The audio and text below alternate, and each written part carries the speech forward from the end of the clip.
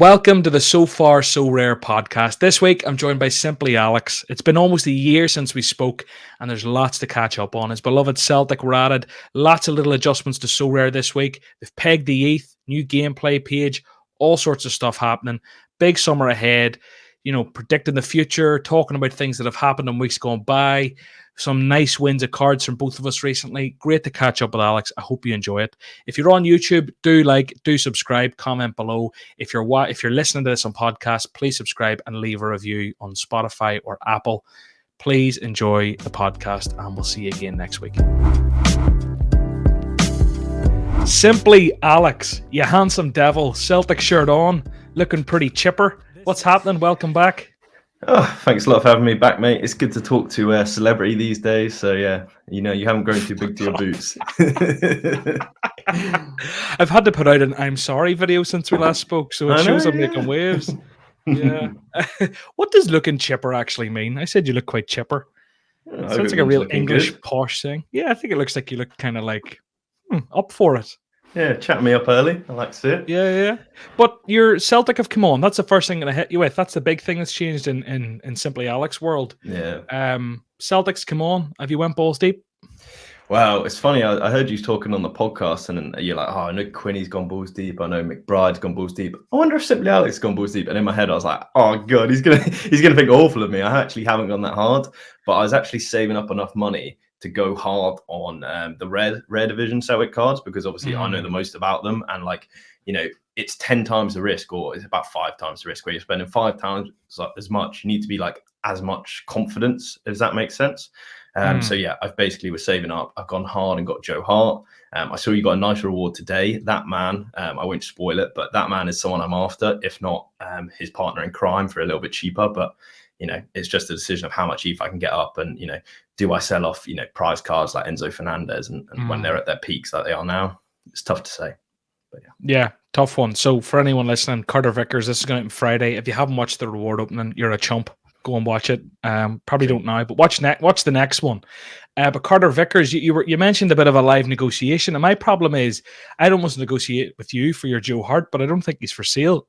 Because I think very much overpaid for him. Thanks a lot, McBride. It's just one that I wanted to get on the in the club, so I can step up to rare if I need to, and keeping as many doors open as possible. It cost me about like 1.5k, so it's like an expensive door to open. But say if they were to nerf limited cards, and then all of a sudden I've got a gallery that's just been nerfed, at least I have that option to go into rares at like the cheapest available entry point it will be for the next year probably. When you say if they nerf limited cards, is that something that's worrying you? No, not at all. It's just I always try and be like diversified with my investments. So, I've got NFTs, I've got cryptos, I've got stocks, I've got commodities, I've got alternative investments. So, that's the type of person I am. So I always think with an investment mindset to everything I put money towards, really.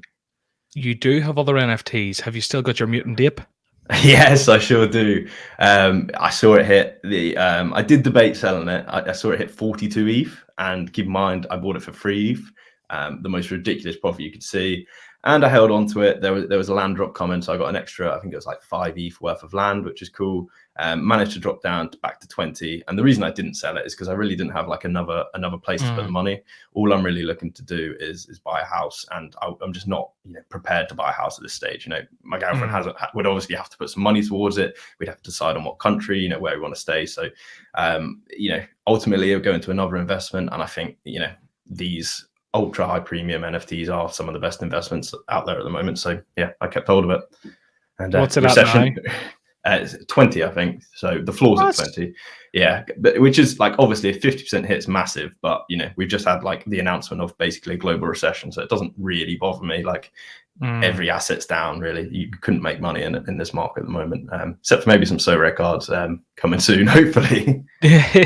Diamond Hand Alex. So yeah, no, well, Celtics here. I've got Carter Vickers. I've mentioned Joe Hart. I'm thinking like I think it's looking ever more likely he's going to re-sign for Celtic. If that happens, there's very few. I don't even know if anyone scores as well as him at centre back, over 23, under 23, whatever.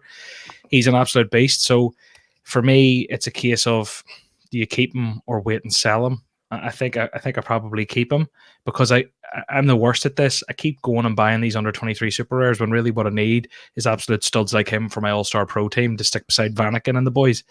But it's excited because now I have a reason to cheer Celtic. Now I have a reason to follow another team. And that's actually something I like with rewards. You know, when you win a guy from a club that you don't have exposure to, like, it was a big part of me when I bought the Leroy Sané, albeit he went shite after that. Quinny mugged me. Quinny gave me like, you know, you should know when you're buying it off Quinny, you're probably getting stung. I think I gave him the most that was paid for a Sané almost ever, and Sané's shite now on a third of the price. But and that's before you take into account the drop in the price of ETH. But it gave me that, you know, I used to cringe when Bayern did well, and I say, "Oh, I've got cover." And then even at Limited, when I went down and got the Mbappe and Haaland, I was so sick of them scoring and killing my under 23s. It was like, now I can cheer, and there's something nice about that. You know, these Celtic stacks. Completely. Now I'm going to have a little bit of cover and something to cheer about. Yeah, there's an extra thing for cheer. you as well. So I just want to say there's an extra thing for you there as well, because if you go to, you know, vlog any game, the Celtic support is going to be unreal to like actually vlog the experience. You know, walking up the Gala Gate, you know, you're Irish as well. You're going to be with all the tricolours. Honestly, it would be one of the best vlogs ever, you know, to support a team that I love as well. You know, obviously I'm going to say it's a bit biased, but just a unreal support, and to get to an actual game would be great for you. So welcome to the club. Yeah. Welcome to the club. Do you know, actually, it is a big thing. Like, because I've been thinking recently, like, I'd love to like nail my colours to the mast, if that's even a saying, because I am one of these like nomads who supports players more than teams. But like, I've really enjoyed AC Milan this year. You know, I've obviously got the Rafael Leao, the wee Kalulu, and I've really enjoyed following them. And I'm like, it'd be kind of fun. I've also kind of became a bit of a closet Liverpool supporter because I'm always watching their games because of Trent. Yeah. And I've, you know, so I'm kind of like, would it be nice to just build a Liverpool team and, you know, suck it up, or build an AC Milan team and just be that guy and go and buy the shirt and become a supporter at 28? Like, yeah, it's half and half. It divide opinions. For me, you know, you're never too old to really get behind a football team and properly support it. I think you can follow football teams and you can support football teams. And for me, you know, I support one football team at Celtic, and I follow a couple others like Roma and Fulham, just for the joys of, you know, supporting something, getting behind something, and have something to kind of cheer on. But yeah, you know, I'd jump into a team that you really like and just get right behind them, go to as many games as you can, get involved with supporters, go to supporters clubs. You know, that's the joys of football, really. And ultimately, it's SoRare leading you there, so shows the joys of SoRare as well. Yeah, and I know a few people who are like Milan supporters from Ireland. There's a good supporters club in Ireland. So I don't know, maybe Milan, but then I also have like a Napoli stack. Maybe I need to, I don't know, I need to find which club's ethos works for me. But, you know, St. Pauli as well. I wish they had got promoted to the Bundesliga. I could have got into that. But anyway, Alex, again, I think we already said it. Maybe we said it off air, but 27th of August 21 was the last time you were on the podcast. Blows my mind every time I go trawling back through to see who I haven't spoke to in a long time. You know, it's nice talking to new people, and I'm sure people like the new guests. I'd actually like to hear this. Do people love new guests all the time, or would you like a solid rotation of the 10 to 15 that we know, tried and trusted? Because it's nice trying out all these new names that I have, but occasionally you just want to speak to someone who you haven't spoke to in a while, Alex. And it was time. But you joined, for anyone listening who wasn't around back in August on this podcast, you joined in the Gary V boom, 5th of the 3rd, 21. Absolute boomer. You were a boomer. You got stuck into your rares. I don't know if you got into super rares, but whenever limiteds came out, you decided, I want to go and play with the guys who I know, the best players in the world, and you became a limited whale. I'm going to say you coined the term. And you went off and you bought all the best limited cards, and now you rock Messi's, Vinicius's, Bellingham's, Cruise's, I'm sure everyone. How has that went for you since we last spoke? Because I think when we last spoke, I don't know if you were doing that already last August, but I'm pretty sure limiteds continued to rise through that period. They were released in the August. You were obviously on a week or two later, and they probably rose for you a bit. And then what's happened since? Are you happy with the progress, or? Yeah, honestly, I think that was probably the best decision I could have made at the time, and I did make at the time. They kind of rose, crashed back down, and then rose even higher. And obviously, I held them throughout that. And now, looking at the position I'm in this year, like, you know, I've got a wide variety of teams I can spread out. I've learned how important depth is to this game to actually like top podiums, which I completely underestimated for most of this year. And now looking at the next year, I'm going to have some of the most powerful cards on the game, and I do have the most powerful cards on the game at this stage. Because if you keep in mind, I've got like 1 of 1,000 Tony Cruz, I've got 21 out of 1,000 Orlean Shemani, and it's like I've trained them every game I can. I've put them in high scoring lineups. I've got absolute monster XP. So, they're probably not floor.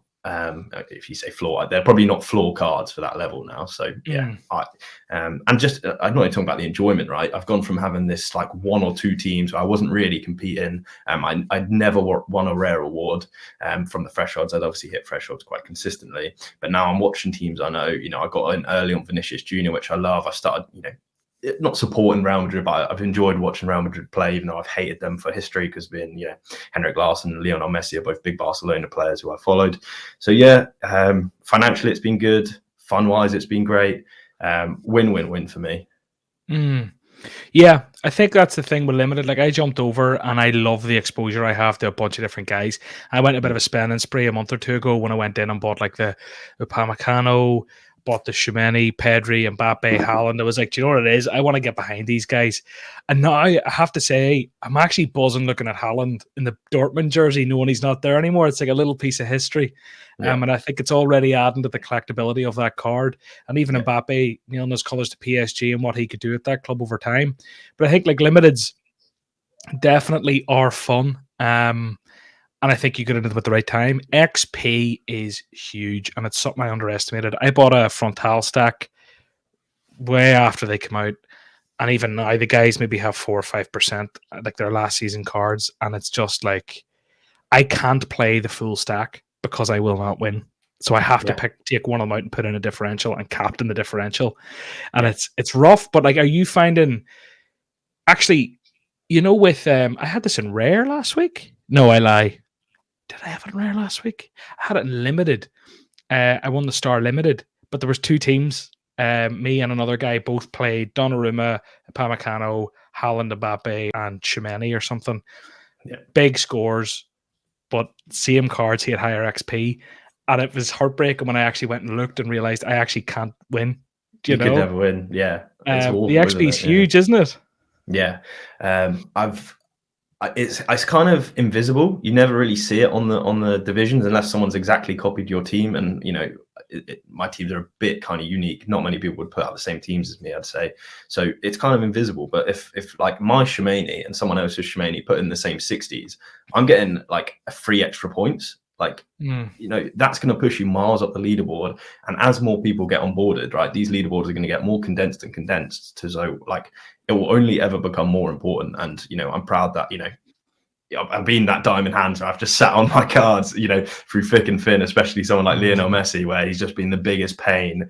But now next season hopefully a more stable PSG with a much better manager, and could just knock out hundreds every game like he did in Barca. Messi's he's kind of grown into PSG, hasn't he? He wasn't great at the start of the season. Yeah, I think he's still at the most assists in the league. Like he just wasn't Lionel Messi. He was still one of the best players in the world, but he wasn't the best player in the world. Exactly. That's it. He wasn't Lionel Messi, but he was still outrageous. Yeah, if you go and look at his scores, like I mean, he's put up a load of hundreds recently. Go for it. I looked at SoRare data, and they show you like your best player's performance. Messi was number 2, right? That's how good he's been. He's been in so much pain. And if you go, shout out SoRare data, by the way, they keep just upgrading, everything without even telling us. Where is this? So if you go on, my gallery, and then you go roster stats. Can I just say something? I now have a little win on my like thing on SoRare data because I won last week. Mate, that was so sick. Yeah, what's your opening? Shame about the reward. Yeah, and you did let me down a little bit though. There was no celebration. You were just like, oh yeah, my first win. Like you should have had the party poppers out. Yeah, I should have had champagne, party poppers. Yeah, okay, you're right. You made more effort for your training video. Yeah, you're right. The ETH grinding one. Yeah, you made so much effort for that, and your first win, you're like, oh yeah, can't wait for the reward. This is who we get. Yeah. Cool. Yeah, no, that's fair. That's fair. So, I'm on roster stats. Yes. Who is your top SO5 average? Upamecano. He's my number 2 now. Is this based off them or times I've played them? I think it's every score they've had since they've joined your gallery, but that's just from like. Okay. Actually, that's not true because Joe Hart's most minutes. It must be this season, I'd say. You can look over the last 5. Oh, sorry. 15. Yeah, that's what it is. Last 15. Last 40 on the side. Yeah. Over the last 15, net decisive actions, Mbappe is 23. Next best is Kulusevski with 11. That shows how good Kulusevski's actually been. He's ahead of Gakpo, Rodrigo, Vanaken. Yeah, I actually touching on him. I thought that was one of the worst transfers he could make. I was like, I don't know why you're holding this card. I don't know why anyone would buy him. You know, he's gone to a harder league at like a worse team. He couldn't get in the Juventus team, so it's like he's done absolutely incredible. I had him in my fantasy football team on FPL. Yeah, and fair play to you for holding on to him. You know, diamond hands yourself. You see, I am a bit of a diamond hand when it comes to an under 23 super rare because I very much buy guys with long term in mind. I'm not trying to flip these guys, and I bought like, you know, a lot of them haven't worked out. Don't get me wrong. Anwar Al-Hajj, what a disappointment. Nicholas Raskin, what happened there?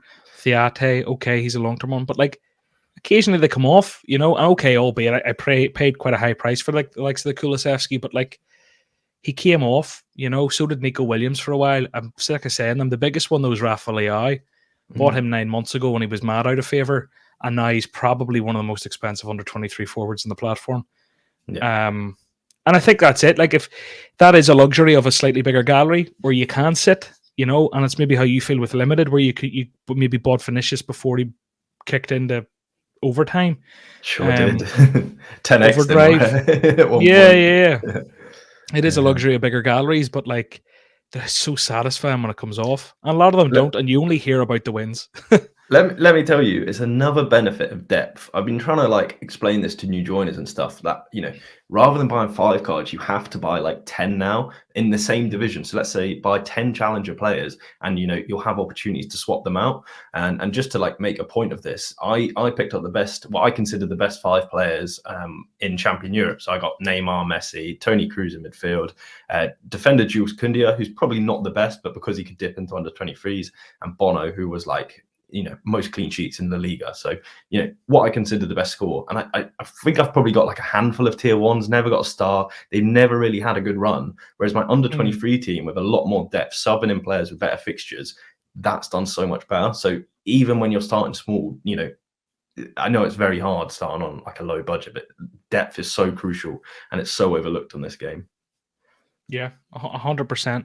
I think like I forget the importance of the depth my gallery has because I do have it, and I don't train on players that you kind of would want to play every week. But like, I think it's hard because we so often maybe don't preach that to beginners as guys who make content, you know, because you're always talking about the optimal way to start on a smaller budget or what to do with your first bit. You're not saying like, because I think if it is only 5 cards you can buy, quite often, like if you're on a really lower budget, maybe you want to take that risk with 5 guys who are better rather than 7 guys who are all slightly worse. But then equally, maybe over the course of a season, you'll yield more with the 7 guys than you will with the 5 because injuries will shaft you. It's a real hard one to balance, and it's no one size fits all. But depth is maybe something that I don't pay enough attention to because of the luxury of having it because it was here early enough, you know? Yeah.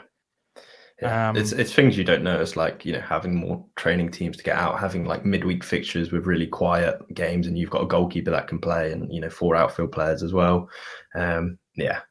It's super undervalued, and it's just hard to tell a newcomer like, oh, you know, I just go out and get the best 5 cards. It's like, you know, they can barely afford 5 cards, let alone tell them to get 10. Like, realistically, if you can only afford 5 or 6 cards in the division you're playing, and you're either playing in too high a division, or you probably shouldn't have a team unless you're trying to play for fun, because one injury is just, you know, ruthless for your gallery. Or like, you know, you can't really sell at a loss, and then you know, you haven't got the team to hold until they get better, kind of thing. And we've seen this week in America and Asia that the injuries have just been ridiculous. So minimum 10 players is what I'd probably say to a beginner now. Oh, you know what I did this week? I went away at the weekend playing golf, drinking 1 million pints, came back late in the day, had to step my teams, and I threw Raul Gustavo in, who's like accumulated yellows or something, into one team, and I threw Taniguchi into another who got a red card last week. But, you know, when you're looking through the L5s trying to work it out, I just, you know, whatever about the yellow card or whatever, you missed that. But like a red card, because he still shot like a 41 with a red card, I just didn't even bat an eye. If it had been like a 15 or a 22, I'd have been like, why did he score so low? Threw them out, 2 teams dead before the week went. And then like as a content guy, you look like a chump, but like I'm no expert in these leagues. But then obviously, you know, I have a couple of like lineups that have been pretty heartbreaking. I've just realized we're doing this over the Europa League final. Or no, was it the Conference League? Europa Conference. I was actually a bit devastated when I realised, but I've been buzzing to come on the show again for a while. And you know, like I said before, I'm like not support. I like follow Roma, so I've watched like every kind of game on the way there. But yeah, just couldn't this week. But yeah, it is a conference final, so yeah, we did have the option to do it tomorrow. But yeah, look, I appreciate it anyway. We'll maybe see some live scores unless you don't want them, but. We'll move on to some of the things we're going to speak about. So, first up, just having a look through the announcements in the Discord. First thing I want to do, just to bang it out really early, is this new referral thing, right? MLS referral rewards were announced today. We're recording on the Wednesday, obviously. So, basically, this referral event is for the next month, 1 month up to the 26th of June. And the referrer and referee will get a limited card from the MLS, and it'll be a tier 2 card guaranteed. So you're guaranteed tier 2 MLS cards. So we promo with the MLS. There's a few ways to look at this. You know, I mean, well, I suppose first off, I'll say to people, if you haven't signed up to SoRare yet, go and find my link. But if you're here, you're definitely already on SoRare. But I suppose it's safe to say, as a guy who makes money off the affiliate link, tries to hit it on YouTube, it's a big part of me to say what I'm going to do with my life. It has dried up massively, as in signups are through the floor, like the worst they've been in a year and a half. So SoRare, obviously seeing that data, it's not just for me. I've talked to a few other people, so they're trying to incentivize people getting involved, and that's fair. But I think we're realizing maybe last year's data was a bit skewed because of the whole boom and whatever else, and the boom that NFTs themselves were in. But I have a feeling that maybe this SoRare game is going to be a bit more cyclical in terms of like, you know, like FPL, where end of the season comes, people switch off. July and August, people will all switch back on. I'm starting to feel that might be how it is, because it's been pretty noticeable. You know, at the end of the season, things have just fallen off.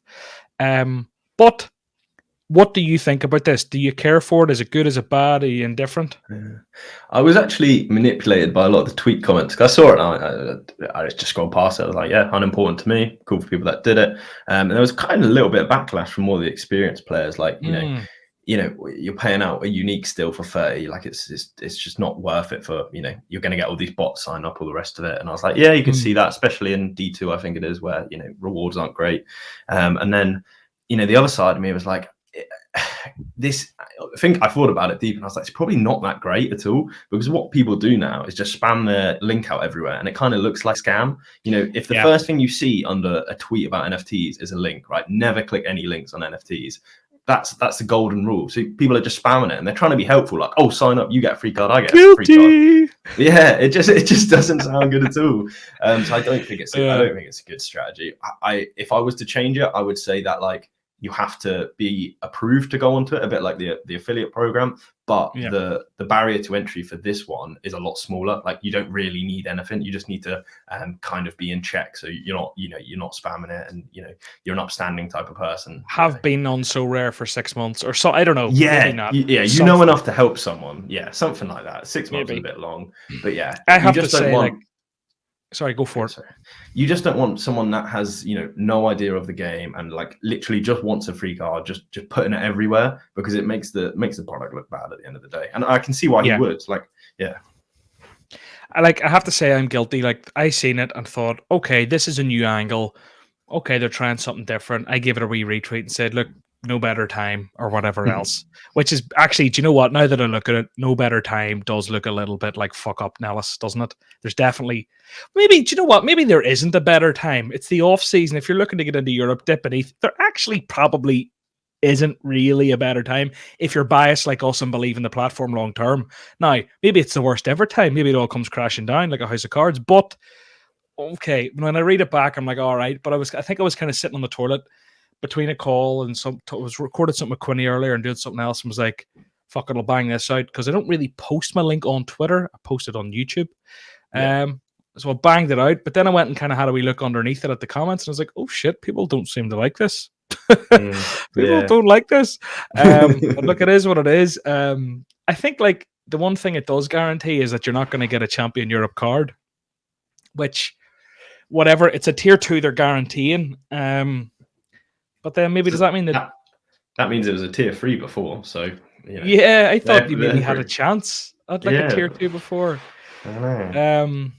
But yeah, it's been I don't awful know. for a while, the actual like referrals, because there was a stage where I obviously was getting referrals rather than the affiliates, and I was like, they were like pennies, like less than £1 everyone. Yeah. I was like, God, I feel really sorry for anyone signing up. But back in the day when you referred, like you referred me, but the link was broken, so it actually didn't work. You were saying that I've seen. Yeah, I know. Yeah, kind of kill someone. I'll tell you what it was, because I literally watched, like I referred literally like my work colleague that I was sitting next to, and I was like, look, just sign up, play the game. I guarantee you're like, you're a massive football fan. I watched him sign up, and then I checked like my things, and he just wasn't signed up. But it was something to do historically where you got clicked on the link and you could either click sign up or play, and you had to click play. So like 50% of people would click sign up because they're looking to sign up. But yeah, they were having none of it. So you've lost out. I've lost out. Yeah, because I know when I first signed up, there was an issue with mine for a long time where I wasn't getting anyone through the door, but I was getting loads of signups, but I wasn't getting any pay. And then I don't know, they told me they fixed it, but you never know. Maybe we were both shafted. Who knows? Yeah. But look, that was a while ago. So look, I think just to move on from this, unless there's more you want to say, but from my perspective, they're trying something a bit different. Could they do it better? Maybe they haven't thought of the... do you know what it is? And this is actually something that kind of does piss me off about SoRare, maybe as a wider topic. Over the last however many months, their bottom line and their single goal and the only thing they seem to care about is getting people to click sign up on the website. They don't... And they boast these big retention rates better than Netflix and whatever else. But the bottom line is, okay, there's a bit of work in the platform, whatever else, but like... they care about the signups more than like it's obviously what they're going for. They talk about these obscene numbers of signups or people who play the game, the followers of Mbappe, when really it's a fraction of that actually engaged in the platform. So I don't know where these retention numbers come from. But yeah, okay, it's good that you're trying something a bit different, get people involved, promote the MLS, coming into MLS time. The other leagues won't be there. People coming in with their tier 2s and maybe decide to build a team and blah, blah, blah. But equally, yeah, maybe the bigger picture has been overlooked here in terms of like the optics of it on social media and everywhere else in a time whenever NFTs are maybe getting a rough time anyway. I think it's one of those where you get people on both sides of the fence. Yeah, I mean, look, as someone that's like, imagine you only had like £100 team and you've now got the opportunity to get like a 10, 15, £20 player. You're probably pretty buzzing if you got a couple mates that might play or willing enough to put 100 quid, see what it's like. Yeah, there's two sides to every story, but I think the company could have done a little bit better. Really, like they really had this referral system. Let's get something a bit better. Yeah. Well, look, never a better time to join. Find my link. I'm not going to post it in the description. Don't worry, but you know where to find me. So that was the first thing. Second thing, let's move on. ETH thresholds update. In the recent community event, they announced their plans to peg ETH thresholds to $1 value. There's going to be $50 of ETH in the top one and $25 for the lower threshold. And they've accelerated that and they just hit it, which meant that this week people all got more ETH. ETH has crashed, baby. People were going to get 0.02 ETH, which wasn't worth anywhere near what it was before. And now they've got like 0.0255, so like an extra 25% ETH or something.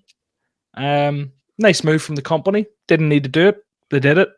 I think it's a nice touch. Yeah. I think pegging's great. Oh God, he was waiting for that one. I know, I've been waiting all day.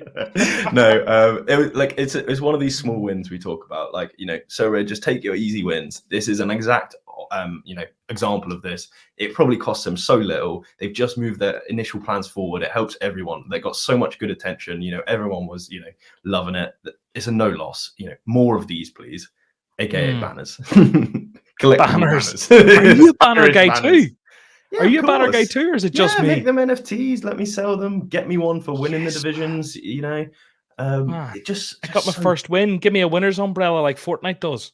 exactly. I did discuss, I think it was on the drunk cast, like winners jackets, like an NFT of a jacket, and you could actually trade it in or sell it for like a real physical jacket, and it'd look like, you know, really slick, like Adidas historical one, and then it'd have like like a black line for winning the unique division, a yellow line for winning the limited division, so that it wouldn't say so rare anywhere except for maybe a little banner, so that if you went to a football game, you could see it. No one else would know what it was unless they played. That kind of like undercover marketing. I think it'd be banging. That is like so fun. You know, Exactly. Yeah. really fun. And getting Yeah. that jacket in the door. Yeah, I love if you sat down a SoRare employee in a room and you or someone high up and you said this to them, they go, that's great fun. But they'll also say to you, we don't have the manpower to make that happen right now. Yeah. Outsource, man. You've got so many good connections. You're literally funded by some of the Yeah. best venture capital firms in the world, right? You know, they're going to have connections. You're, you know, probably one of their, you know, cash cows. Get involved with them. Mm. It's such low cost. I'd happily pay the shipping on it or whatever, and then you just mass produce them.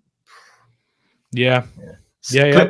Clip this up, send it to Nicholas. He sometimes replies to my tweets, so Oh, that's great. I'm going to get a lovely bespoke little jacket made. You know, the little stripe. You'll love to see it. A little subtle, so rare ball on it, not even the name. Ooh. Yeah. And then you know what we'll get on the back? The 5 players that won, but we'll have an artist draw them up in a slightly different variation of the day or of the goal they scored. Josh Yeah. Doig, I can see him already. Maybe I'm getting too far. Winners jackets. I love it. Oh, that's got me going. Yeah, it came from the golf like green jacket idea because you know I'm a Yeah. big golf guy, so I was like, yeah, green jacket, you know, football jacket, you know, works perfectly. Do you play golf? Yeah, play golf, love golf, big golf family. What's your handicap? Wow, I wouldn't reveal it on here, but no, I'm dire at it. Like you know, Oh, my so brother. you're like, Yeah, I'm a fun golf player. My brother plays off like 5, and I would play off like 25 or something. Like I just oh, go around for that's fun. bang on. We could go for a round then, and like we'd Let's have get fun one at the done in community. London on the community Hole for meetup. hole. Segue, Alex, you did it for me. So on Content this creator. community meetup, a few things just to I'm basically stepping ahead of the any sort of backlash in any respect. So you need to hear me out on this, right? And I want to hear your feedback, Alex, live. 5th of August, live meetup. Details 100% not confirmed, still semi-confidential because I'm trying to do it. But basically, I've looked into it all. It's all very well when it's big man rocking into a pub going for a pint and 10 guys rock in. That's no problem. That's not quite an event.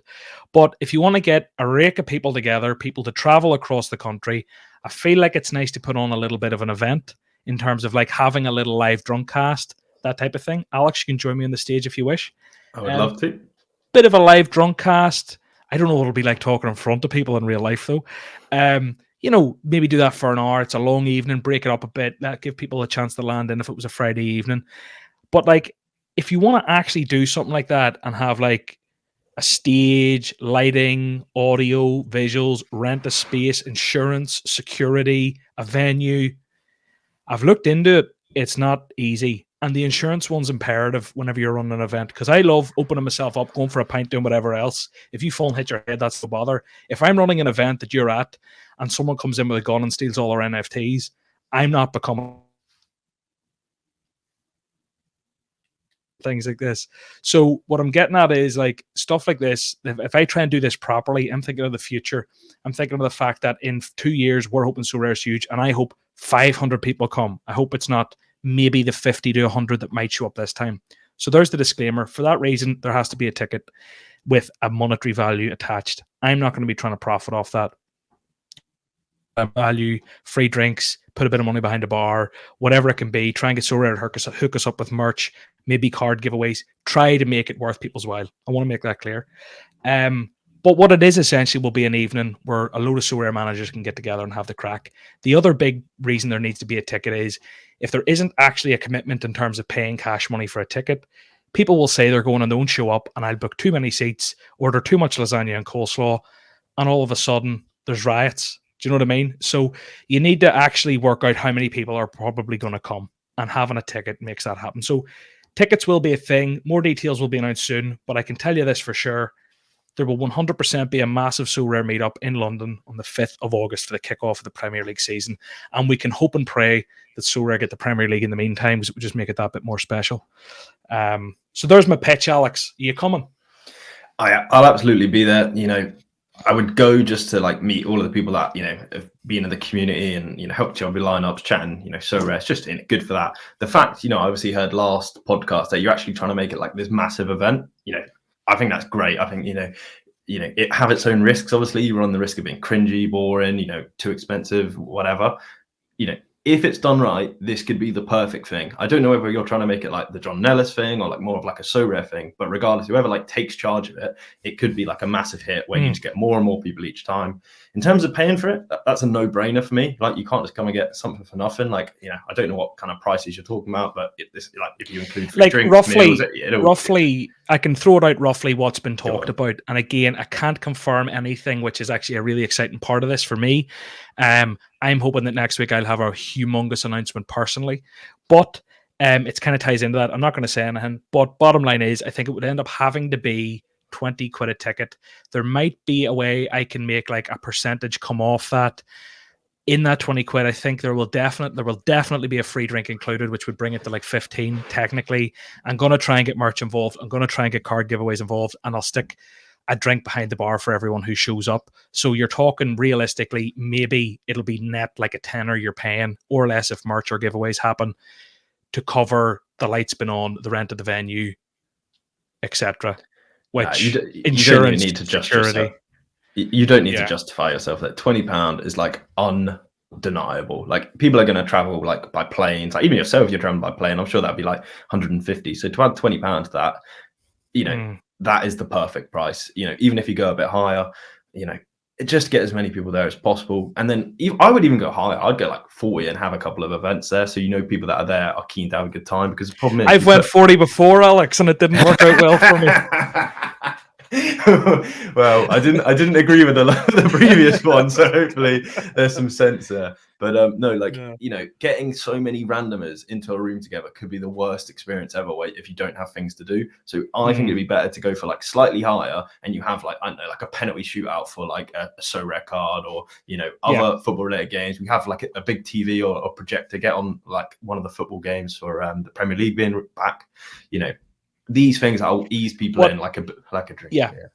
What I'll say is, with my history of meeting people all over the world from SoRare, albeit in smaller groups, there isn't as much awkwardness as people think. So I think it's really important that if anyone's there and they're on their own and it's within their budget, they're free, and they want to go and talk about SoRare and get involved and get hyped for the new season, 100% do it on your own. I'll take time to speak to you. Alex will take time to speak to you. Everyone will. People did it in New York. People rocked up in Manchester on the room when I was there. People rocked up in Spain on the room when I was there. Like, you automatically have something you all bond over. It's not that awkward. There will 100% be ice-breaking side games, ice-breaking side events. I think like a wee drunk cast could kind of be that as well. We won't dwell it out, be too self-indulgent, and you're definitely not paying to watch a drunk cast. It's just a something for everyone to kind of bond over, few laughs, bit of fun. But look, I think I've plugged it enough. Anyone who doesn't give a shit about it or can't make it won't be there. But look, it's me trying to push the kind of... SoRare aren't doing a meetup yet. I'm sure they will someday. SoRareCon.com is available, SoRare. Fuck Web3. But if you... I'm just trying to do something a bit different. Look, it could fall on its it could go tits up and everyone might hate it, but I don't think that happens. I think if people are available, if people can be in London, if people are from London or anywhere nearby, 5th of August, if you're there, come by, say hello, bit of crack, meet other guys. And look, relationships will come off the back of that, and maybe people can have their own meetups then. Do you know what I mean?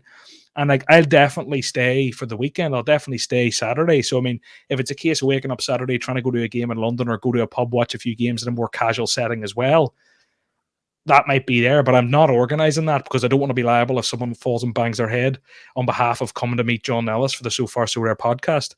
But look, I'm really excited. Hopefully nothing comes up in your life, Alex, and you're definitely there. Quinny said he'll endeavour to be there, and I had a lot of interested people when I posted about it on Twitter. I hope I'll keep justifying this 20 quid to the day it's actually there. But I hope people can kind of see the reasons that I've put out. And look, to be honest with you, I have trolls that'll hate anything I do. And I think it's a case of anyone who doesn't understand why there has to be a ticket here, I probably don't want you to go. You know, Yeah. I'm not going to try and win you over. Go and do your own event for free. So we'll continue on this announcement thing. You segued us into that. Nice one. There's something ticked off the list, but I'm really excited about that. Not to dumb it down or try and justify too much. I actually am, outside all that, really, really excited. I think it'd be good fun. The next two are actually kind of along the lasagna coleslaw analogy route, where, you know, it goes back to that old analogy where, you know, you would have liked your coleslaw with the lasagna when it came out 10 minutes ago. You're happy that the coleslaw is here, but it could have been out 10 minutes ago. It's this new scarcity filter and the new game lobby. Well, more than new scarcity filter. This scarcity filter, it's like, thank the Lord, but it's long overdue. So I don't really want to praise you too much for it because it should have been here a long time ago. But thank the Lord that it's finally here. Because by God, typing in super rare to that search bar or rare or limited to try and even build training teams and stuff drove me mad, man. You happy for it? Yeah, exactly the same opinion. Like, I saw an announcement that we have a scarcity filter, and I was like, is that announcement worthy? Okay, move on. Yeah. That they know how much it pisses people off, I think, which is why it's like small wins. You know, Yeah. Let's let people be happy about this. We'll move on though. It's there. Brilliant. New game lobby. They've recently rolled it out to all managers. That was today at 5:45 p.m. We invite you to share your feedback and suggestions. Please tell us what you do and don't like. I'm going to be... They've switched actually which game week is open and which one's completed. It goes left to right now, which is just a small thing. I said this recently. Was it on a podcast? Was it in a video? Was it in a conversation? I hate it. But I hated the previous version when it first came out, and then I grew to love it. So I'm backing SoRare's like research on this and testing that they're going to be right and that I'm going to love it eventually. But right now, I despise it because I'm so used to the other one. How do you feel? Yeah, pretty much the same. I don't want to judge it when, you know, I've barely used it. And I was similar to you. I was like, oh, I'll never get used to this one. Got used to it. The only thing that does annoy me is like, you know, they make these small changes that no one's asked for. Like, you know, no one wants the lobby updating. You know, they've changed the sides of left and right on what's a live game week and what's not. Last time they changed D1 and D2 to, you know, super rare. Just harder to understand, like super rare pro. And yeah. So, okay, like, let's give it time, but can we please focus on rewards? Like, everyone wants a rewards fix. You know, you need the rewards fix. Let's get that sorted. Yeah. I mean, you see, the thing is as well, though, they're probably different departments. So Mr. Reward guy must be dragging his heels, or it's a bigger job, or maybe they haven't employed him yet. But that doesn't mean that Mr. Graphic Designer UX guy, like, it's not necessarily that he is the game's, what is it, the game theorist or the game, what's the term they always use for that person? Game economist. Economist, that's the word, the game economist. So like, the UX designer or whoever it is has to keep going and working if he's been employed. So that's the only way I can think of this, because things do come out that seem low priority, you know. But I mean, all departments they're not gonna like stop all departments till they get the right guy in every department, you know. No, I don't know. I would just say, like, yeah, obviously we know rewards are a lot harder to do. Like, you know, how many games are there or the rest of it. Anyone that's actually thought about it realizes how hard it is to do. But, you know, they've updated the game lobby 3 times before they've really made a positive impact on the rewards. So if it is, you know, the UX team, that's great. There we go. There's time for someone to sort out some banners, you know. Then there's time for someone to sort out some banners. That's the takeaway, Alex. Banners, logos, all the rest of it. Get us those banners. Yeah. Make them NFTs. What else can they do? Let's go and like make like banners, achievements. Someone get me the bloody player and manager section. I bought a 1 of 1,000 just to get an achievement, and it wasn't actually 1 of 1,000. You had to get a 1 of 100. So that's how much I would love an achievement. Oh, a collection book. If I own 20 Celtic players, give me something Celtic related, whether it's a card, whether it's a banner, you know, something that makes people go out and collect cards that are like useless and whatever. But I've got 5 Danny Parejos. Yes, you do. And I have the 1 of 1,000, the game week 200, the ticket card, and the player of the year. I just hope next time there's like a one-off special card that someone doesn't act the maggot with me. I will wait and get it someday, because no one else in the world wants it more than me. So like you're gonna get the best price off me, but just win it. I'm not gonna just win it. Yeah. Yeah. But anyway, the signed shirt, I'm excited. It's gonna go right here. But look, announcements, new game lobby. I think it's one of those. We're all in the same boat. Everyone's probably going to say it's shit. They're going to change it about a bit. We'll naturally become more used to it. And the main question isn't if we like it. The main question is it more intuitive for new users? Exactly. I actually don't really think it is, to be honest. Like, I don't know where to click here. I'm looking at it. I'm like, my teams. Okay, tournaments. Okay, now I have to click the scarcity. And then I have to do this and delete teams. I don't know. I don't like it. But we'll see. Alex, something that's been spoke about a lot in this podcast of late, and for that reason, I'm not even going to contribute because I don't want this to go on for long. Because I don't want it to be an every week thing. But you were very vocal recently about the ladies' game, the women's football. Very vocal. That's unlike me. But I don't know. All I'm saying is you're a sexist pig. Yeah, that's the thing. I don't, really care what people think. I tried to put as much, facts into my opinions to back them up. But to cut a long story short, if you do want to read it, it'll be, on Twitter somewhere on my page, SimplyAlexSR. But it's just my biggest issue is that you basically increase the amount of cards there are on SoRare. The best thing about SoRare is the fixed supply. By increasing, the women's game into it, you basically double the supply of available leagues, right? If you just say, 2 English leagues, 2 Spanish leagues in terms of male and female.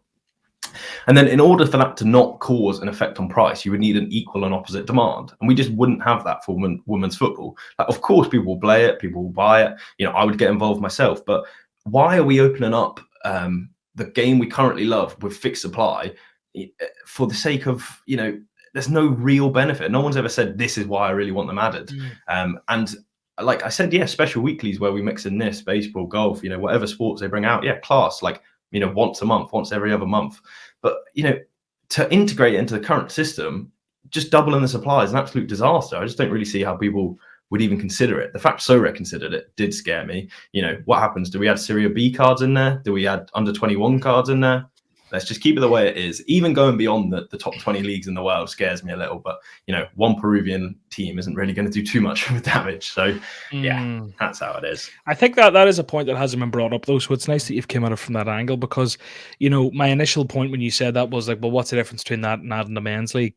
But realistically, the difference is that they've stated with the men's game that they aim for the top 20 leagues, which implies that there is a finite kind of goal. Now, will that trickle to 25, 30 over time, and maybe we'll get Irish league someday, and maybe I can support a team from here at that time, or like maybe we'll get something else, maybe. But you're right in saying the women's game is on, straight away. I don't know if all the same leagues have game. I don't know if there's a Belgium women's football and what sort of level it's played at, but you do add a whole other supply that was never considered for people who made their original investment. And on top of that, I do get your point about the demand. Like, there is a demand and a huge audience for men's football. That isn't there for women's football. That will change on SoRare because people will buy into that game and love it. But if it destroys the game that they love or takes away from their initial investment, they might resent it more. So I think there is a real opportunity to grow that game, and I 100% welcome that and think it's amazing. But it's a very delicate one, and I think mixing the two when it on a whim potentially is a bit dangerous. It needs to be very carefully considered. But look, definitely another take on it that we haven't had over the last couple of weeks. So and just that out there. Everyone followed up with like, oh, well, we do it very slowly. It's just one at a time. And I'm like, yeah, I know, like a Peruvian league or whatever. But, it's that total max supply. If you just, doubled the total amount of Bitcoins in the world, it's going to cause a price crash. Not like, maybe not immediately, but when people realize, you need the equal amount of demand now to keep the equal price, it's just not going to work. I really, really hope they don't introduce it. And like you said, you'd be screwed. Like, I bought Messi because I thought I was getting the best card on the game. If they now bring out, Messi and like the female version of Messi, it's pretty harsh on like someone that made like a big investment in it. So it doesn't make sense. I think the thing here is, like, we've talked about this for a few weeks now, and I'm still to have anyone to come out to me with a really solid counter argument or want to come on and have a scrap over it. if anyone does exist, please do, because I really do want it to be a balanced conversation. So please, come on.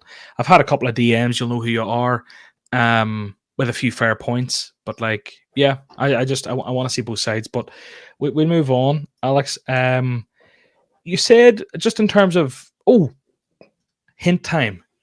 We have a big guest coming. Big guest coming. We're 2 months out. Bigger than this week's? Physically, probably the same. Okay. That's a tip. I don't know what height you're. What height are you? I've only ever seen both of you on video. About 6 Are you 6 foot? Yeah. You're 6'2". I know. This is why, like, you sit behind a screen. It just doesn't make sense. Yeah. I always think I'm like 6'2". I always think people are midgets. I thought Quinny was going to be small. Quinny's like 6'2". Hendo is small. We can have like one of those little sumo wrestling games, and the thing. If you're both 6'2", you'll probably weigh a little bit more. No offense, but hey. it's the ACL problem or whatever it is. You mentioned it. It's all that charisma, you know. It's the huge penis. That's what the weight comes from. You know? Anyway, no, you're right. But yeah, people always seem smaller on camera. I kind of looked at you and thought, he's a wee 5'9" type of guy, but 6'2". Geez, you're a big boy, Alex. Maybe I'm lying. Maybe you've never seen. Yeah. But, one way to tell. So I would say, based on seeing this person on camera, I would say you're bigger. There's a hint for people, and they are a very big guest, one of the biggest we've had. There you go. It's 2 months away, so expect lots of annoying hints and to be kept on the edge of your seat for like 8 weeks. But almost coinciding with the start of the new season, we'll have a guest. Is that a coincidence? Who knows? So, let's see. You said recently you've been very hard on SoRare, and you kind of wanted to give them some slack. I'll let you do that before I pepper you with questions. What did you mean by that?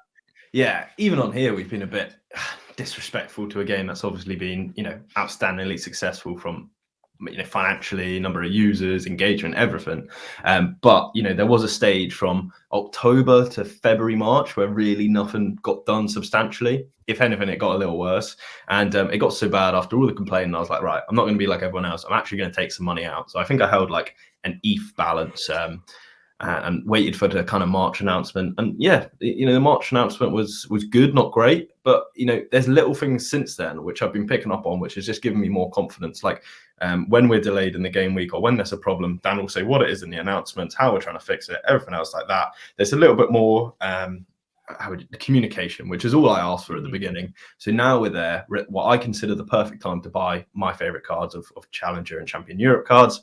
So yeah, I just wanted to say that I think, I didn't want to look, slagging them off the whole time, and then it gets to like cheap cards, and I'm like, put all the money in you can. Like it's not just the cards going down in value. It's like what I've seen from the team. Like even Nicholas has been, better on the communication front. So, and small little changes which kind of go unnoticed. But yeah. Yeah, no, fair play. I think like, even just from my perspective, from podcasts like this, where every week I have to kind of talk about something with people, you quite often focus on the issues or the big things. Yeah. And, the big wins are celebrated and then they're very quickly forgotten about. So like, on podcasts like this, like tying that to the ETH, pegging the ETH earlier, that's a really good move and a really nice thing that needed done. But that wouldn't be mentioned next week. We mentioned it there briefly for a minute, but the women's football drama is naturally brought up because I want to hear people's opinions. Whenever it's something good and positive, it's almost always, yeah, we all love that. So there's not much to talk about. So inevitably on a podcast like this, you do become a bit of a Debbie Downer and you do dwell on things and bring up the same shit and try and delve in and solve the problems of the world. But, all in all, I think my gallery speaks for myself, the amount that I have invested in this time-wise and financially. And I mean, if you look at half the people who bitch, they're probably quite similar. I think macro, we're all very bullish. I'm sounding like Gary V here. Macro, we're all very bullish and happy. Micro, at any one time, we can be throwing the toys out of the pram. But you're right, they are getting things right as well as getting wrong or not optimal. But, Alex, anything else before we hit some questions? No, I saw some good questions, so let's get into them. Let's get stuck into them. All right. Do you know what? I always try and pick questions like, no, we'll stick to it. I was going to say you pick them, but we'll go for the most liked, and then once I hit the most of the big liked ones, we'll let you pick a few. Orangefly wants to know how many SoRare mega tournaments he's going to win next European season, and how many times you're going to tell him to stop fucking winning. Looking forward to hitting a podium with Celtic. You and Quinny converted me. Seriously though, how did your first podium in under 23 limited feel? There's two kind of points there. Yeah, lots there actually. I will say Bob Flynn is ridiculous at SoRare Mega. Really pisses me off. I want SoRare Mega rewards cut just to personally affect him. I've never won one. I've never got close.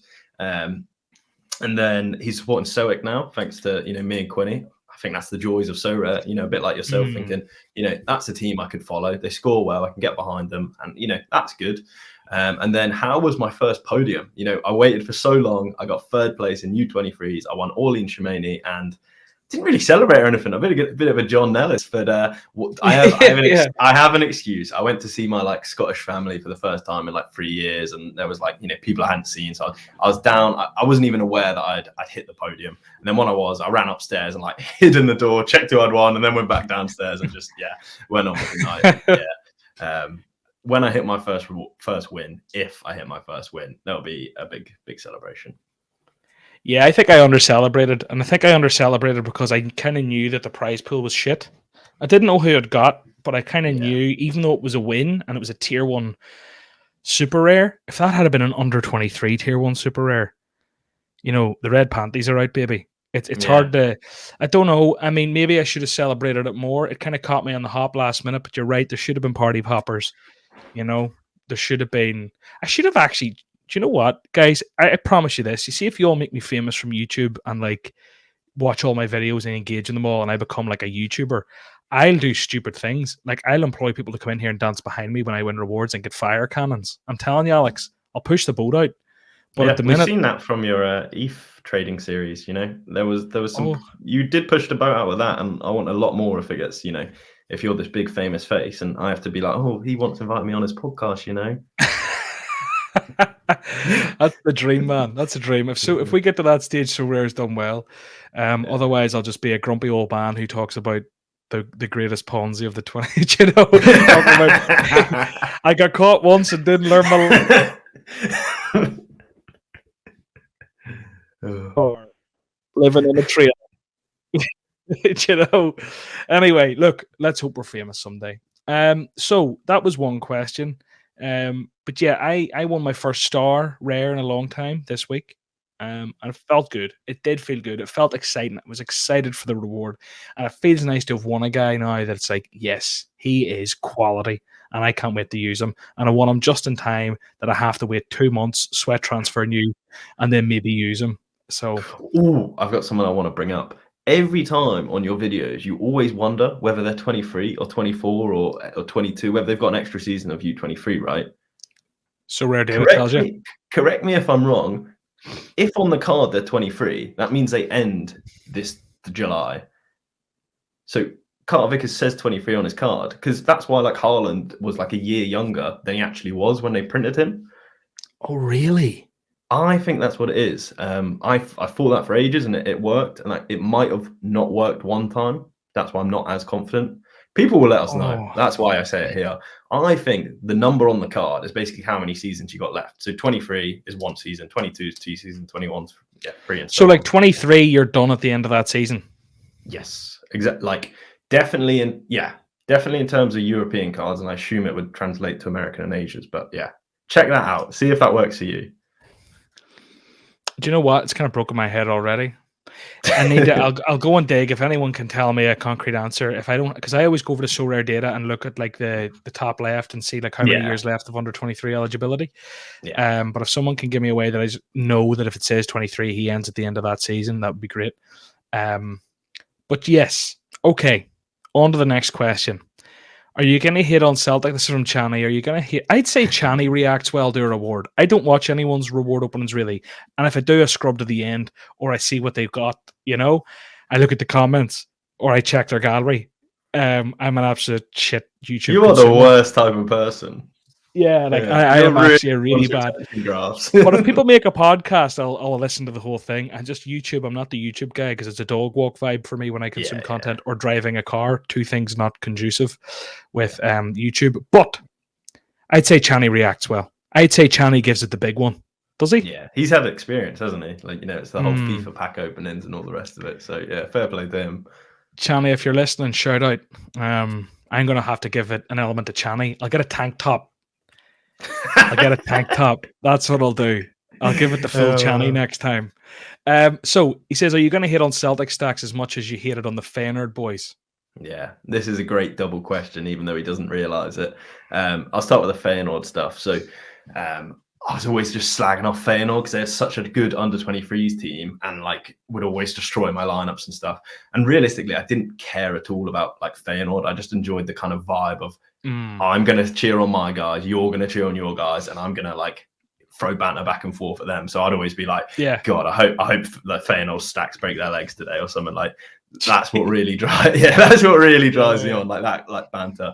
And then the second kind of part, which I didn't realize, is that I was very strongly against stacking for a long time and still kind of am.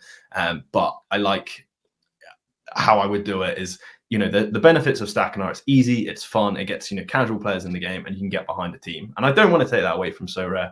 I would say, like, if I had my way, I'd have, limited division, let's say rare division, you can play whatever you want, as many as you want. Rare pro, limited to 2 or 1 card from the same team. But they've started to introduce that in the limited specialist league, whatever it's called, and I really like that. And just testing things in the specials, I think that's fantastic. Please keep that up. That's one of my favorite things that's come from the March announcement.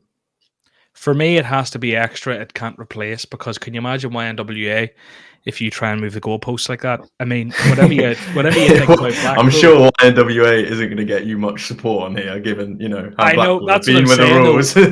Not a rule that hurts Blackpool. Oh God! If you think, exactly, that's the point. It's like whatever you think about Blackpool, whatever you think about YNWA. The fact of the matter is, it's the same across the board. There'll be people who've done that at different levels with teams, and you can't move the goalposts. You just can't do it. I feel like it's too late. The horse is bolted. Can it be done for new divisions? Absolutely. But John, I'll just ask then: can you change the scoring matrix? With enough notice? Oh, but then that's I see what you've done there, you slimy wee bastard. I got you. When it suits you and your trench, you're all like, oh yeah, change the division. Yeah, change it, baby. Can you change the score matrix? I think okay, but listen, you're gonna say this is the exact same for stacking. I was gonna say, if it is universally accepted that it would make the game, not universally, but majority would accept that it's going to improve the game, I don't think anyone can say Trent is an outlier, because Trent does so much for Liverpool that he still gets points. But fullbacks across the game, unless they get a decisive, don't have the upside that other positions on the pitch have. I'm very opinionated. Oh, I actually disagree. Like, yes, fullback tax. Fullbacks, yeah, there's a fullback tax, right? But when they score big, they're going to score your hundreds. What people compare them to is ball playing centre backs. The problem's actually with ball playing centre backs like Carter Vickers and Timber that do absolutely nothing substantial all game, but because they pass into the final third, because like Celtic and Ajax both sit very high up in their defence because they dominate the league, that gets them so many more points. Realistically, I think you nerf that, and all of a sudden, centre backs fall in line with wing backs, and wing backs have the advantage of boom or bust, where they get that decisive massive scores. Otherwise they don't, and then that kind of kills lineups or makes them. And it's whether you want that risk or reward, where you're pushing for first and seconds or you're pushing for tier ones consistently. So you're saying nerf the Carter Vickers and Timbers of the world, not like knock up actual defensive statistics maybe a little bit. I'm not the best to talk about this. I'm sure someone like Techers has got like the numbers in his head of exactly how he'd change it. But in my mind, that final third passes from a centre back is just so overpowered for dominant teams like Bayern, Ajax, Celtic. Yeah. But then you're moving the goalposts. I'm just about to hopefully go out and get a Carter Vickers or a Starfelt for my most expensive buy, and someone wants to move the goalposts. I see why it'd be so annoying. Yeah, I think again it is that it's like I'd hate to see them nerfed because it'll piss people off. Yeah. I think like nerfs are more likely to piss people off than buffs. Yeah. But then maybe I'm saying that because of Trent. Look, Yeah. I'm incredibly biased is the fact of the matter here. I'd love to see Trent not lose 1 point for every possession lost, lose 0.8, lose 0.75, whatever it happens to be, 0.7, because it does feel harsh. But I feel like he's the outlier, and I feel like a lot of fullbacks piss away possession but aren't as good as him, so they don't get the chances created, the attempted assists, whatever, to buff up the game. But Yeah. anyway, I think it is an interesting point. If we take away specific players and all, changes to the mechanics of the game in terms of scoring matrices, stacking rules, substitutes, etc. How on earth do you implement that? How much time is required? Yeah, it's just silly. As I think any of them can happen if you give enough notice, like changing the AE threshold, changing the fact a rare keeper is needed. We all kind of agreed that was because needed. we knew it was coming, though. That spent over a year in development, Well, you could say that we've known that fullback tax has to be changed and goalkeeper possession losts and upside needs to be changed. I would agree goalkeepers, but I really struggle to argue a case for wing backs when the best defender in the whole game is a wing back in Trent. So, you just make the best card better. I see like, on most cards, whipping balls into the box, it's a little bit harsh.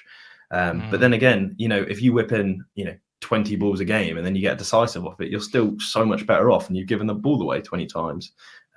It's tough to say. It really is. Do you know what, though? Now that when I look at Trent, he does surprise me. Every game, even though he isn't getting decisives and he's giving away 30 points, he can still hit 50s and 60s consistently. Yeah, and do you know what it is? It's the Jules one, I think, and I think pretty much learned this off your video. I think Tekers was saying that you get a dual one if you're above the pitch. So like someone like Hakimi, who I own, he takes on a lot of people because he's so quick, and that's a dual one. So these wing backs, yes, they're taxed for their actual cross, but they're also gaining an advantage when they're overtaking players that, Hakimi versus some left back who's fat and old in the French league. It's just not fair. Yeah. I hear you. It's such a fine thing to balance. The keepers are a disaster. Losing possession for one thing but not gaining it. It's a dice throw. It would be nice to see a bit more upside in goalkeepers. I mean, they're a good leveler, but I almost think I don't know. I feel like goalkeepers have more. Maybe this is just me full of shit. It's a mental thing with me. I think this has nothing actually behind it. But I always feel like goalkeepers have the ability to make or break lineups so easily because they're either a 35 or or like a good score. In fairness, maybe that's whenever you have good goalkeepers who play for dominant teams. When you have goalkeepers at mid-table teams, they're probably more likely to get a few saves and shoot a 50 more often than not. Well, this is my problem. This is my problem trying to top, like, say, under 23. The best goalkeepers I've had is like Diogo Costa from Porto, and he would consistently just get 60s or 35s because he doesn't do anything. He either concedes or keeps a clean sheet because pretty like good defense that keep a lot of the ball out. And it's like I'm much better off having someone like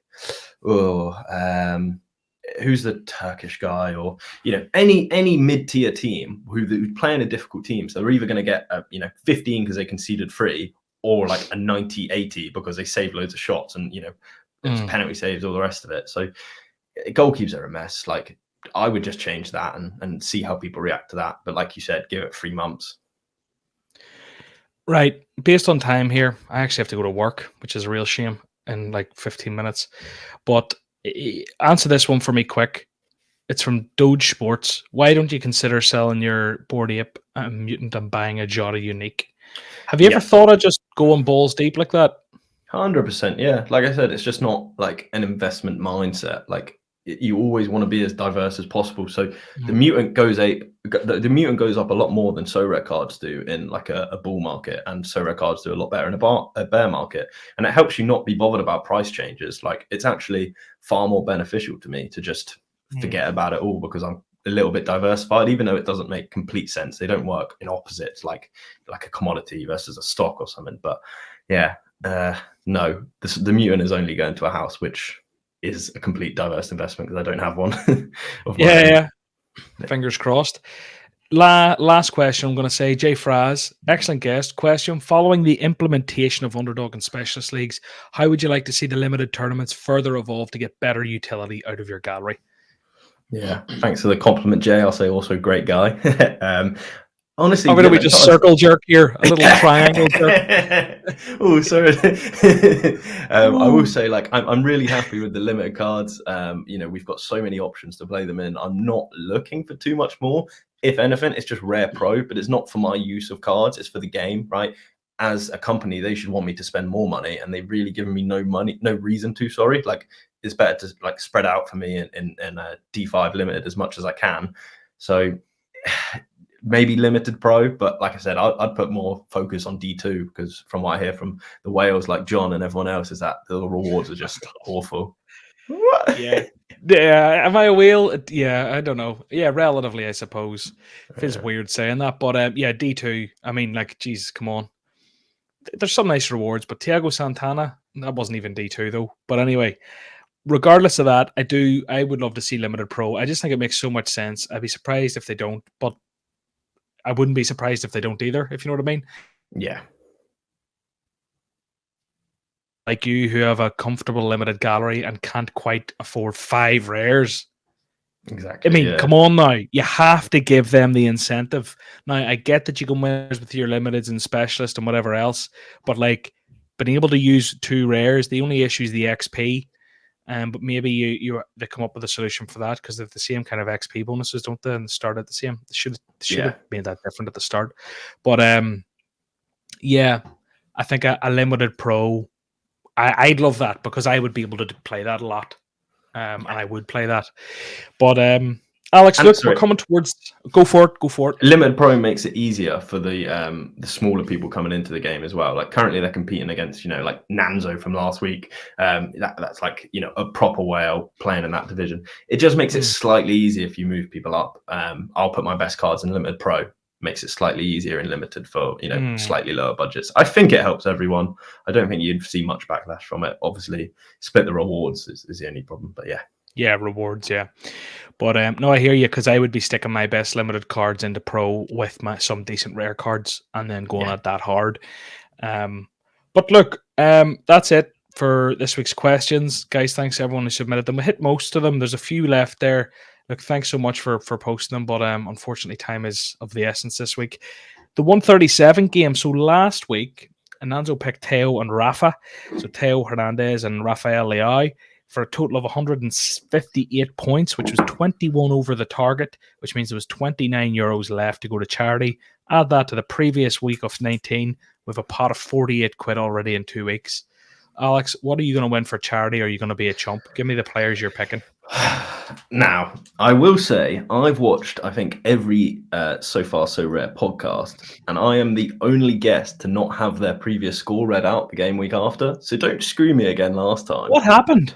I'm pretty sure, like I haven't watched it back, but I'm pretty sure at the time you just never read out my score, and thank God you didn't, because I got like 50. It was embarrassing. But yeah, maybe I did you a favor. Maybe I was just sorting you out. Yeah, maybe like fucking embarrassing. Like he makes YouTube videos. I don't want everyone to think he's that bad at the game. Like help this kid out. But no, obviously my leagues that I focus on have just finished. But I put together a little summon. We'll see how it goes. Okay. So Kosai Tani in goal. Expecting the 50. Cool. Tony Cruz rolling around the midfield against Liverpool. He used to be the postman, puts up 80s every game. He's now dropped for some reason. He puts 50s. I can live with that. He'll go back to himself soon, so that's another 50. Camavinga is going to come off the bench and get 37. Oh, this is our first ever triple player entry. I love it. Triple? I've got 4. And then Wesley Morales is going to sit on the bench in Brazil and get 0 again. You scumbag! I can't believe it. I can't believe you told me that dirty. I was like, why is he picking another one?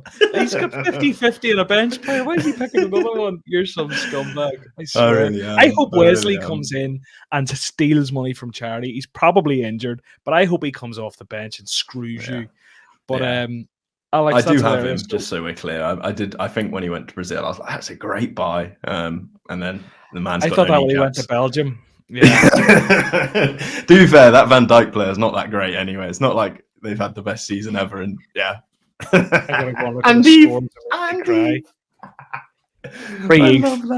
I love that story. Andy, that's the thing. I remember the podcast. I think it was Quinny and Hendo, where they're like just laughing at you, and you were trying to defend it. Like, no, because if he becomes this good player and challenger, and they were just like, "What are you talking about?" And I was at home listening, like, "John, you're off your rocker." I FOMO'd into it more than ever. Pavel was Yeah. licking his lips. His wee tail was wagging. He was fucking over the moon. Got it done, and then messaged into the boys. I think I messaged him before I did it and was like, lads, I'm thinking of doing this. And they were like, I don't know about that one, John. And I was like, fuck it, I've done it. And I was, God. Yeah. What I would say is that if you're getting into SoRare, try and surround yourself with like that friend group or people you can like literally give advice to and say like, you know, I'm thinking of selling this player. Because I've done it with like, especially my German players, someone like Niftio. He's so like, he's got so much knowledge and he's so friendly that I've asked him and he's just been like, I think you'd be an idiot to sell it now. And then I left it 2 weeks and I was like, God, I am an idiot if I was to sell it now. Yeah. And like I do the exact same. Anytime someone asks me, I'll give like my honest opinion on what I think's best. And you know, that's how you help each other grow. Same with like DMPs and stuff. But yeah, everyone does that. 100%. 100%. Go and get involved in the community. You can find us both on Twitter. Guys, thanks for watching or listening. Please do like, subscribe wherever you are, and we will see you next time. Bye-bye. Cheers.